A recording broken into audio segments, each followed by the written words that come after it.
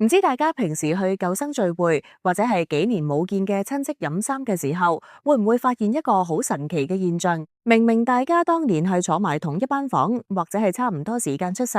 但點解幾十年之後再見面，有啲人望落去仲係神采飛揚，皮膚滑溜溜咁，成個後生仔後生女咁款，但偏偏有啲人明明先啱啱過咗30歲，個樣就已經老態龍鍾，成個人望落去乾晒、黃晒，好似老咗成個世紀咁。如果你覺得自己明明已經用緊好貴嘅護膚品，或者已經食緊好多補充品，但係成個人依然係面色暗沉，成日都覺得好攰，好似點瞓都唔夠咁，你真係要留心聽清楚啦。因為喺呢啲表象背後，其實隱藏住一個連好多醫生都未必會第一時間同你講嘅驚人秘密。呢個秘密就係慢性發炎，佢淨係嗰個喺你身體入面靜悄悄咁行緊，每日都喺度偷走緊你青春同健康嘅隱形殺手。日本嗰位好出名嘅名醫池谷敏郎喺佢本超級暢銷書《抗炎生活》入面就提出咗一個絕對會顛覆你成個認知嘅觀點。原來我哋平時見到嗰啲所謂90%嘅衰老問題，由皺紋到體力下降，通通都同呢個隱性發炎有直接關係。只要你識得點樣透過科學嘅抗炎生活方式，我哋絕對有機會可以將個時鐘撥返轉頭，令到身體逆轉時光，真真正正做到越活越年輕。講起呢位池谷敏郎醫生，佢喺日本嘅地位真係舉足輕重。佢係心血管方面嘅頂尖權威，最犀利嘅係佢唔係淨係得個講字，佢自己就係呢套理論最好嘅人證。佢透過自己多年嘅臨床研究，發現咗發炎唔單止係萬病之源，更加係人體衰老嘅超級加速器。佢自己喺45歲嗰陣，透過實踐呢套抗炎生活法去驗血管嘅時候，發現自己竟然擁有28歲嘅血管年齡。大家諗下，一個快到50歲嘅人，血管竟然好似一個20幾歲嘅後生仔咁健康，呢件事係幾咁震撼。今日我哋唔係要做啲咩沉悶嘅讀書筆記，我係要帶大家進行一次深度嘅生命改造計劃。我哋要將呢本可以話係現代抗衰老說明書嘅好書，拆解成一張大家可以直接攞去用嘅現代抗衰老地圖。首先，我哋一定要搞清楚究竟乜嘢係慢性發炎，同埋點解佢會變咗做我哋身體入面最危險嘅隱形殺手。大家試下咁樣諗，我哋嘅身體其實就好似一座好繁忙嘅大城市，而我哋嘅免疫系統就係呢座城市入面最重要嘅部門，即係消防局。當有外敵入侵，例如係病毒、細菌或者你唔小心整親流血嘅時候，消防局就會即刻收兵，派出一大班消防員發動發炎反應嚟對抗呢啲入侵者，幫手修復失地。呢種反應就叫做急性發炎，係身體一種非常之正常，甚至係救命嘅防禦機制嚟嘅。但係問題就出咗喺度啦。如果呢班消防員因為某啲原因一直都處於出勤狀態，唔肯收工，仲要每日喺座城市入面盲衝亂撞，周圍灑水救火，咁你話座城市會點？結果就係成座城都會陷入大混亂，原本好端端嘅馬路會被破壞，啲建築物會因為長期浸水而受損。呢個狀態就係我哋講嘅慢性發炎。池谷敏郎醫生喺書入面好心痛咁指出，現代人嘅生活方式簡直就係慢性發炎嘅溫床，因為我哋長期精神壓力大到爆表，飲食習慣又差到冇朋友，成日食埋啲加工食品，再加上又唔做運動，每日都睡眠不足。呢啲因素加埋一齊，就會令到我哋嘅身體一直處於呢種低度持續嘅發炎狀態。呢種慢性發炎就好似喺你身體入面點住咗一把無聲無息嘅火咁。佢雖然唔會令你即刻要入急症室，但佢會喺你唔覺嘅時候，慢慢燒毀你嘅健康，令你老得快過人。咁到底呢個慢性發炎係點樣一步一步將你嘅青春偷走揀呢？池谷敏郎醫生喺書入面寫得非常之詳細。當你嘅身體長期處於慢性發炎嘅時候，就好似一部機器長期超負荷運作咁，入面啲零件一定會損耗得好快。首先，發炎會好似啲酸雨咁，不斷腐蝕我哋嘅血管壁。當血管壁受損，佢就會開始硬化、變窄，搞到血液循環變得好差。呢個就解釋咗點解咁多人明明年紀唔大，但係成日都覺得手腳冰冷，面色暗沉到好似成塊面蒙住咗陣灰咁。仲有啊，發炎仲會直接破壞我哋皮膚入面最珍貴嘅膠原蛋白。大家知㗎啦，膠原蛋白係維持皮膚彈性同光澤最關鍵嘅嘢。當呢啲蛋白質俾發炎因子破壞晒嘅時候，你搽幾多護膚品都補唔返，皺紋、鬆弛、暗淡無光，通通都會倍上滿。仲有一樣嘢仲驚，慢性發炎會直接搞亂你嘅新陳代謝系統，令到你嘅身體好容易堆積脂肪，特別係嗰啲點減都減唔到嘅內臟脂肪。呢啲脂肪唔單止影響你住衫好唔好睇，最衰嘅係佢哋本身又會產生更多嘅發炎因子，形成一個越老越肥、越肥越老嘅惡性循環。如果你經常覺得周身骨痛，好似點休息都好攰，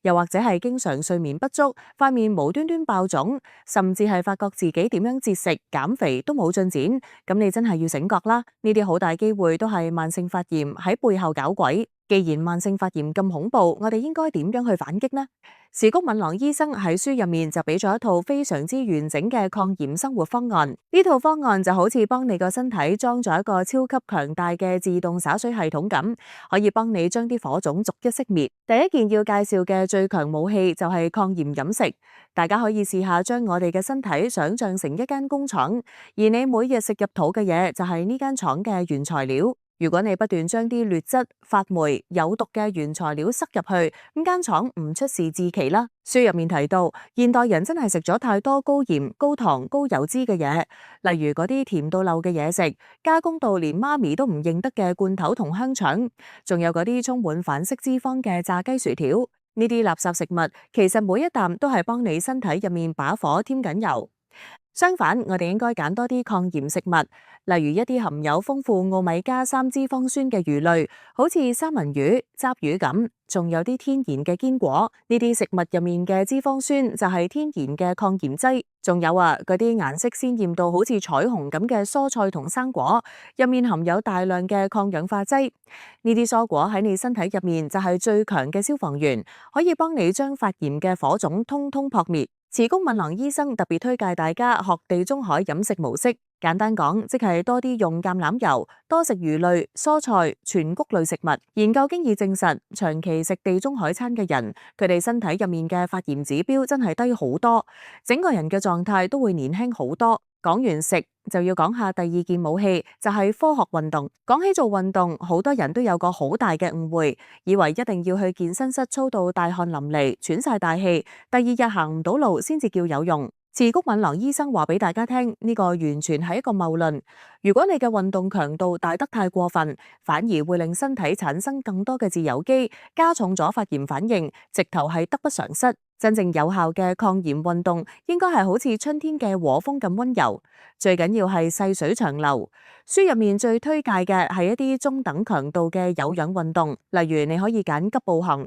游水或者係踩下單車，每星期做3至5次，每次大概30至45分鐘就已經非常足夠。呢種強度嘅運動可以有效促進血液循環，幫你身體排走啲發炎廢物，又唔會帶嚟額外嘅氧化壓力。同時你仲可以加埋少少力量訓練，因為增加肌肉量可以提高你嘅基礎代謝率，幫你控制體重，等啲內臟脂肪冇咁容易積聚。你可以想象做運動就係幫你個身體做大掃除，將積聚喺血管同組織入面嘅垃圾通通清走，等成個人重新煥發活力。第三件武器，我諗係而家香港人最難做到，但又最重要嘅一環，就係優質睡眠。如果我哋個身體係一座大城市，咁瞓覺嘅時間就係呢座城市唯一可以進行通宵維修嘅時間。當你瞓緊覺嘅時候，你嘅身體會自動啟動修復模式，幫你清理白天產生嘅發炎垃圾，修復受損嘅細胞。時谷敏郎醫生喺書入面語重心長咁講，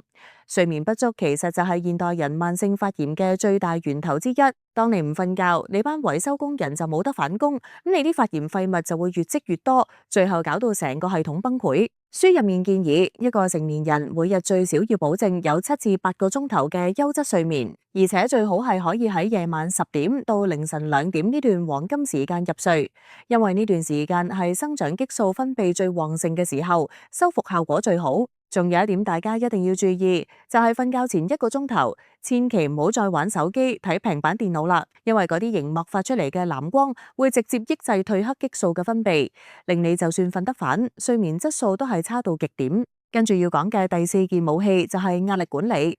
喺呢個節奏快到抖唔到氣嘅社會，每個人都有壓力。而壓力就係我哋身體入面一部最大型嘅發炎製造機，大家可以想象下，當你覺得好大壓力、好緊張嘅時候，你個身體會分泌大量嘅皮質醇。呢種荷爾蒙雖然可以幫你應付一時嘅危機，但如果你長期都處於呢種狀態，佢就會變咗做毒藥，抑制你嘅免疫系統，瘋狂促進發炎反應。池谷敏郎醫生教咗我哋幾招好簡單但係好有效嘅減壓法，例如深呼吸、冥想或者係做下瑜伽。呢啲方法就好似幫你個身體裝咗個壓力調節閥咁，幫你喺煩囂入面反平靜。特別係腹式呼吸法，透過緩慢而深長嘅呼吸，可以激活你嘅副交感神經，令你個身體由戰鬥模式切換返去修復模式，就好似幫一個過熱嘅引擎降溫咁重要。除咗呢4件武器，書入面仲特別強調咗一樣嘢，就係腸道健康。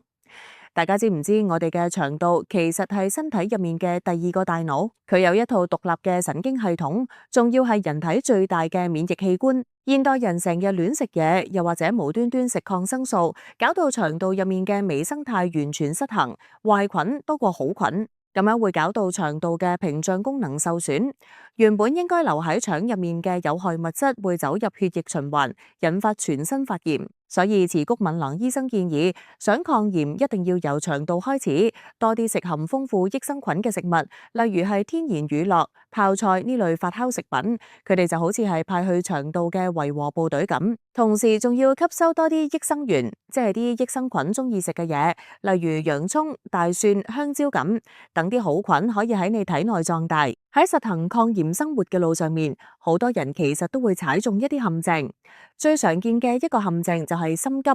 好多人想今日做運動，聽日就後生10年，或者食咗3日地中海餐就想減10磅。池谷敏郎醫生好明確咁講，抗炎係一個長期嘅工程，就好似種樹咁，你需要有耐性。發炎唔係一日形成㗎，消除佢一樣需要時間。通常如果你可以堅持3個月，你會發覺精神好咗。半年之後，你會發現皮膚真係變好咗。如果可以堅持1年，你去驗身嘅時候，嗰啲指標一定會令你驚喜。另一個陷阱就係完美主義，有啲人覺得如果我有一餐食咗炸雞，或者有一晚夜咗瞓，咁我呢套抗炎生活就玩完啦。千祈唔好咁諗。池谷敏郎醫生提出咗一個好人性化嘅8-2法則，即係話你只要有80%嘅時間係堅持健康生活方式，剩返嗰20%時間你可以適度放鬆下，同朋友去食餐好嘅，或者睇返場午夜場，咁樣你先可以長遠咁堅持落去，唔會俾太大壓力自己。池谷敏郎醫生喺書入面仲分享咗好多成功嘅個案，聽完之後你就會覺得呢件事真係可行。例如有一個45歲嘅公司高層，以前成日 OT， 壓力大到爆，又有肚腩，血壓又高。自從佢跟住呢套方法，由飲食開始改起，每日急步走30分鐘，再學下冥想，1年之後佢唔單止輕咗15公斤，血壓正常晒。最誇張係佢啲同事都話佢望落去後生咗，起碼10歲。仲有個30幾歲嘅女仔，以前因為皮膚差、爆瘡又肥，搞到好冇自信。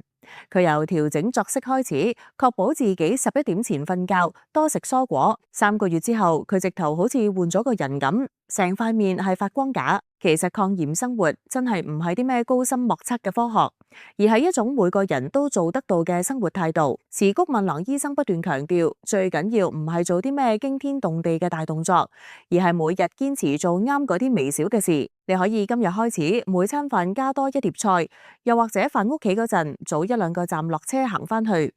呢啲微小嘅改變累積落嚟嘅力量係非常驚人㗎。你要記住，健康就係嗰個1，而